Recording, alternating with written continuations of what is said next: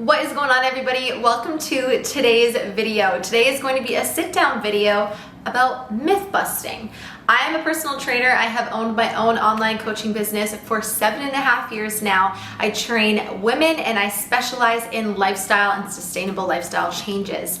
So I have a ton of questions that are very, very frequently asked from my own clients, and I wanted to share them today with YouTube to help educate and inform more people out there that are probably wondering the same thing, because when I first started in my fitness journey, these were definitely my top questions as well. So I'm going to be working through the questions and I'm going to be referencing them on my notepad here. So whenever you guys see me look at my phone, that is exactly what I'm doing. I hope that you guys like today's video and that you find it useful, insightful, and that you learned something from it. Comment down below if there's anything that you want to add at all. I love to hear from you guys, and you can always add to this video. The more we share, the better, because the more you know, the more empowered you are. So let's just get right into it. Okay, so question number one, superfoods, are they real? Yes, they are real. I have a holistic and naturopathic nutrition background, and I really put an emphasis on nutrition, healing the body with food, and making sure that I pay attention to the foods that I eat, that I put in my body. My dad actually passed away from stage 4 esophageal cancer, and that completely changed my life, and it really made me interested in naturopathic nutrition because his whole diet changed. Everything about his life and my life, because we were living together, it changed, and we really focused on the food that we were eating and the things that we were putting on our body, like deodorants and lotions and stuff like that. So yes, there are certain foods that can help certain things, like antioxidants and greens like cruella. It's good for XYZ, and spirulina, helping the alkalinity in your body. And if you just need to bring down the toxicity and focus on more antioxidants, do a liver cleanse, stuff like that, there are definitely foods and certain things that you can take that will help exacerbate those results. So yes, superfoods are real and they are very beneficial, and it's really important that we just basically include a variety of colors into our nutrition. Eat the rainbow, basically, because all of the different colors of the things that you are eating have different superpowers in them. So yes, superfoods are legit. Do vitamins actually work? Absolutely. So the amount of vitamins, nutrients, and minerals that we get from our foods these days is a lot less than it was when our parents were younger, because things are so mass produced these days, and there are antibiotics, steroids, and hormones in our foods, and just things are pumped out at a very fast rate to try to meet consumers' needs.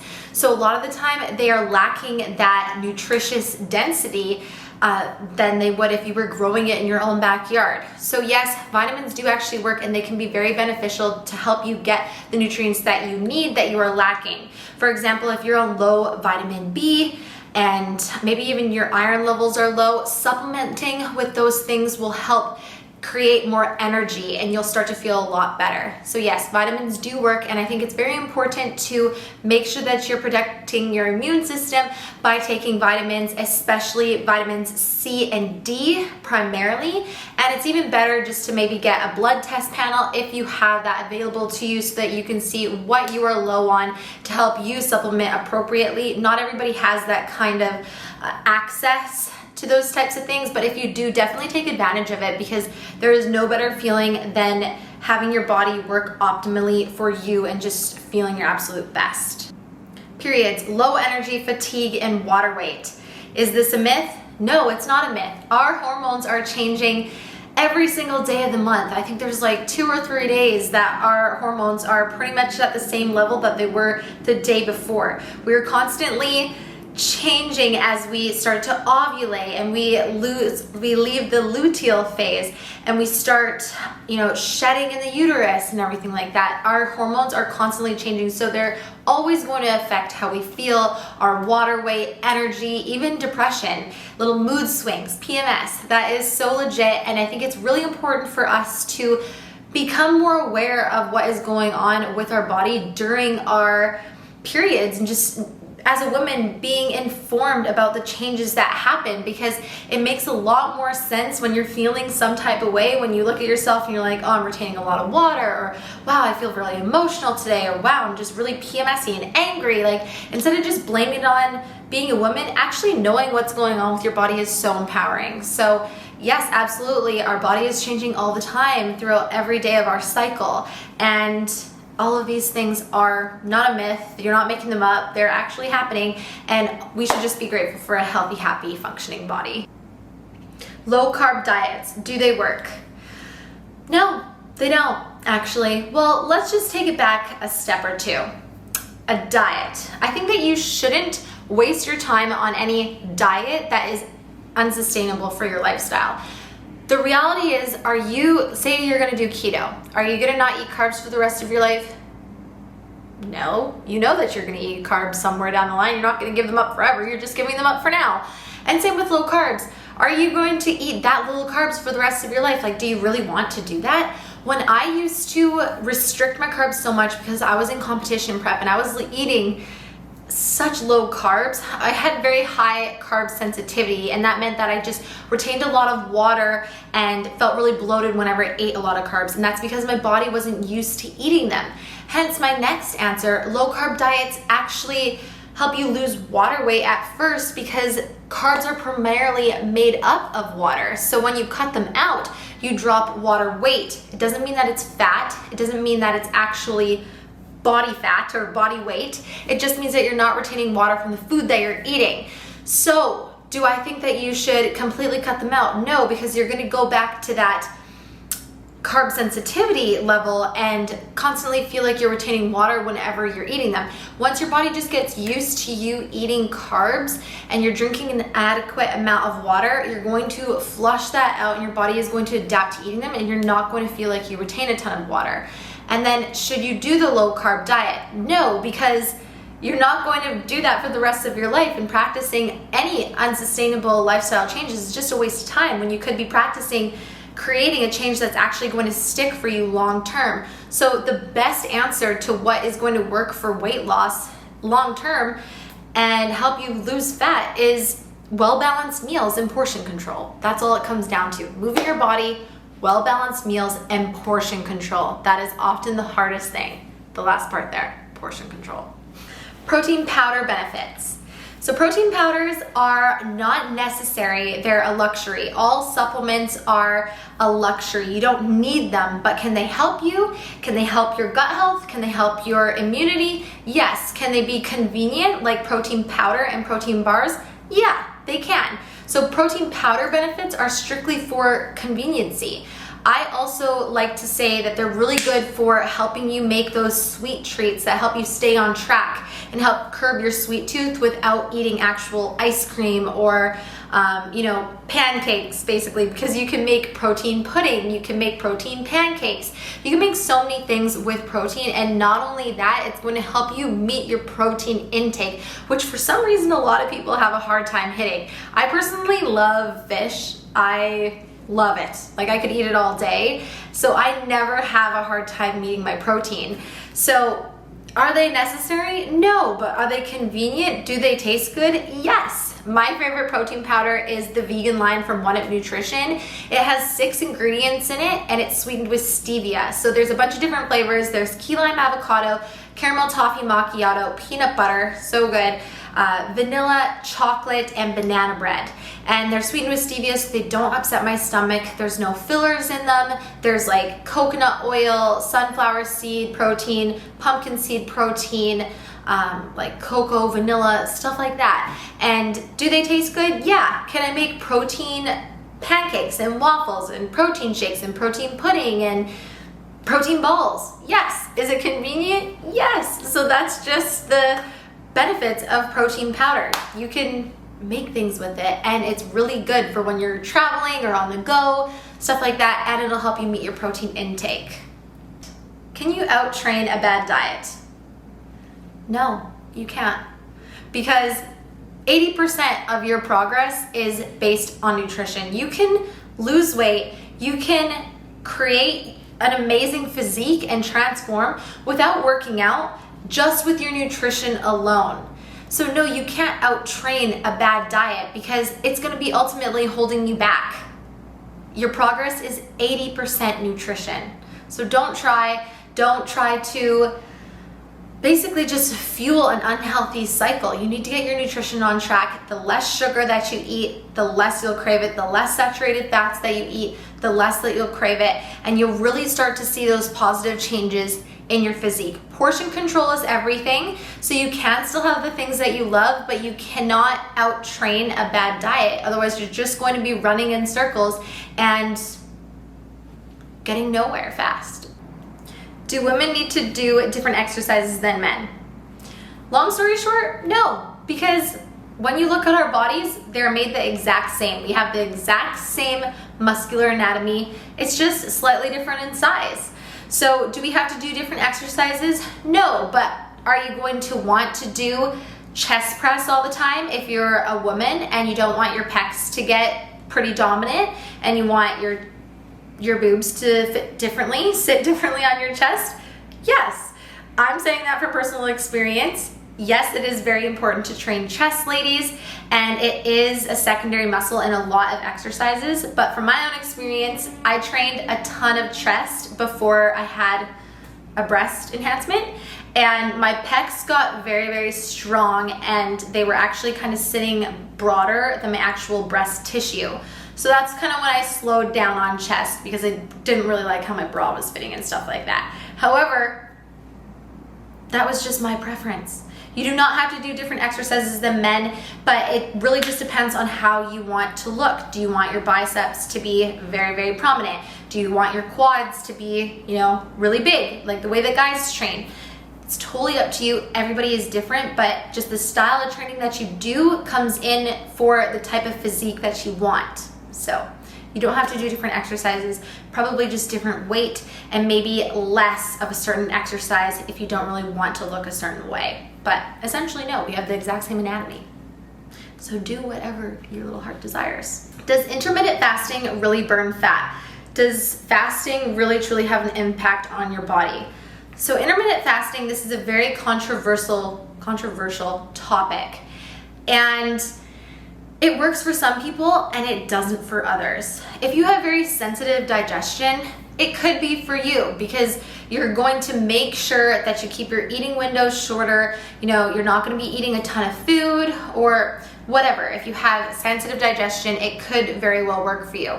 However, when it comes to fat loss, which is why a lot of people do it, which is why I have done it in the past, it's not always great for females. Some people it works great for. It doesn't increase stress levels in their body. But for 50% of females, half the population, it doesn't work for because since you are restricting yourself so much from eating and, your 12 to 8 eating period becomes 2 till 8 and then 3 till 8 because you just keep thinking that it's better if you push it longer and longer, you're actually creating more stress on your body, especially if you wake up at 4:35, 6, 7, and then you're working out in the morning, and then you're eating at 3 o'clock. Your body has done a lot, and it's not being nourished and fed and fueled the way that it needs to. So it's raising cortisol levels and it's actually creating stress on your body, and some women like myself are more sensitive to that, so it can actually backfire and you can see worse results or you can see no results at all when you're doing it. I personally didn't see any positive or negative results when I was doing intermittent fasting thinking that I needed it to burn fat. Overall, it creates a calorie deficit. That's what any type of diet does. Whether you're doing keto, you're cutting out your carbs.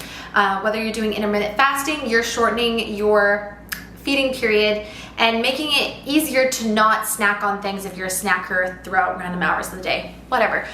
Keto, Atkins, whatever diet you're doing, it's to create a calorie deficit because we all know that is how you lose weight. Energy in, energy out.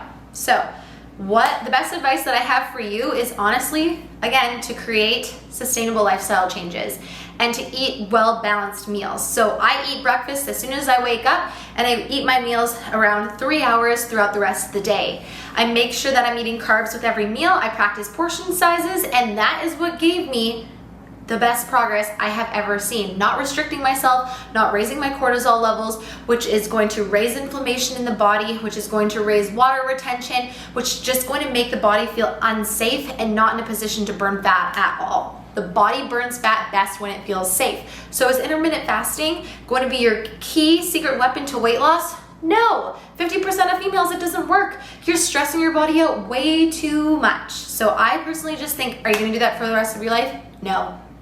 It's not the secret to fat loss. You're wasting your time. You just need to practice things that are sustainable for you and keep your body low stress, because that is when it's gonna burn fat the best.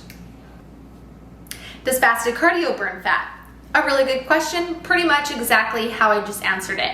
Fasted cardio does not have any superpowers at all. It's just creating more of a calorie deficit. Sometimes it's nicer to do cardio before you eat so you don't have a ton of food in your stomach, that kind of thing. If you prefer to do that, for sure. Do I do fasted cardio? No, I'm freaking hungry when I wake up. I want to make sure that I work out after I've ate breakfast, otherwise all I'm going to do is think about food and then start to get hangry and probably not have as good of a workout and might even feel lightheaded and shaky. It's not the answer. Fasted cardio is not your secret weapon. I used to think it was, but the best thing that you could do is just eat well-balanced meals and portion control. Are all calories created equal?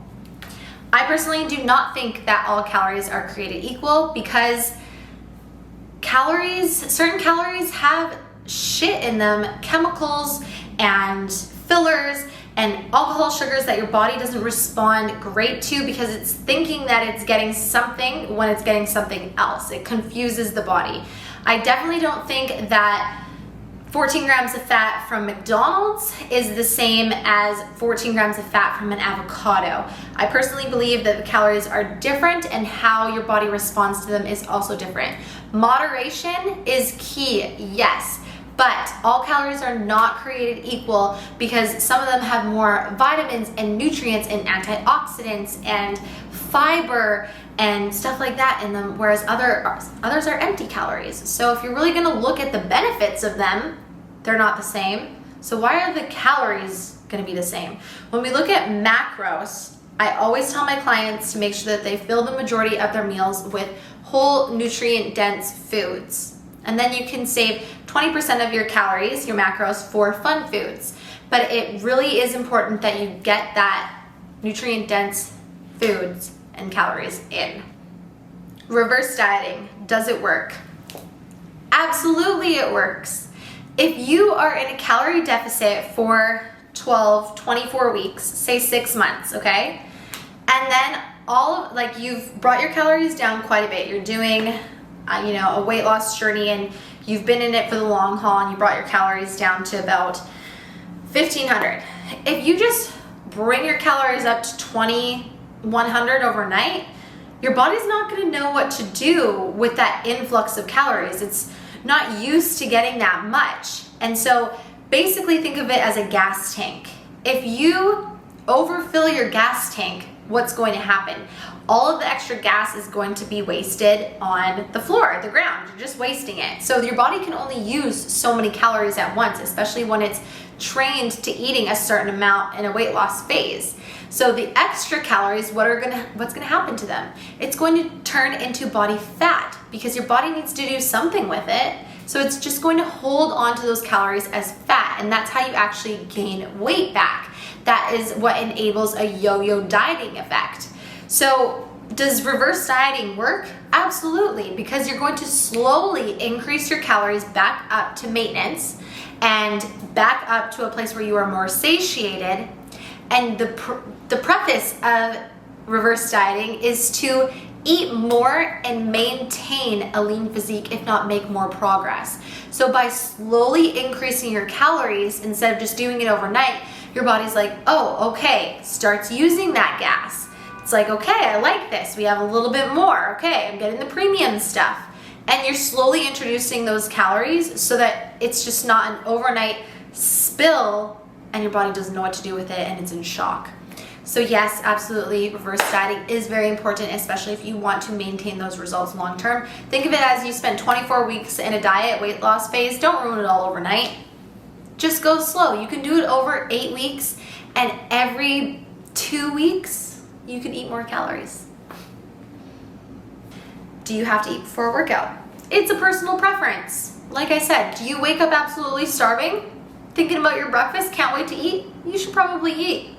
Are you not hungry in the morning? Do you not want to eat because it's going to make you feel sick if you're going to work out? Then listen to your body and don't eat. But do you have to not eat in order to see progress? No. So I really think that it comes down to a personal preference. If you're not used to eating breakfast, your body is adapting to not eating in the mornings, just getting used to that, telling itself that we don't need it. But if you start slowly eating in the mornings, you're gonna start to notice that your hunger is increasing and you're more and more excited for breakfast. So your body adapts to whatever it's doing.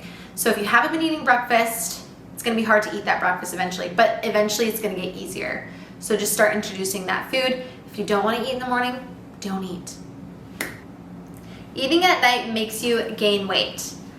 No, eating at night does not make you gain weight, because 500 calories in the morning are the exact same as 500 calories in the evening. It doesn't matter what time you eat them.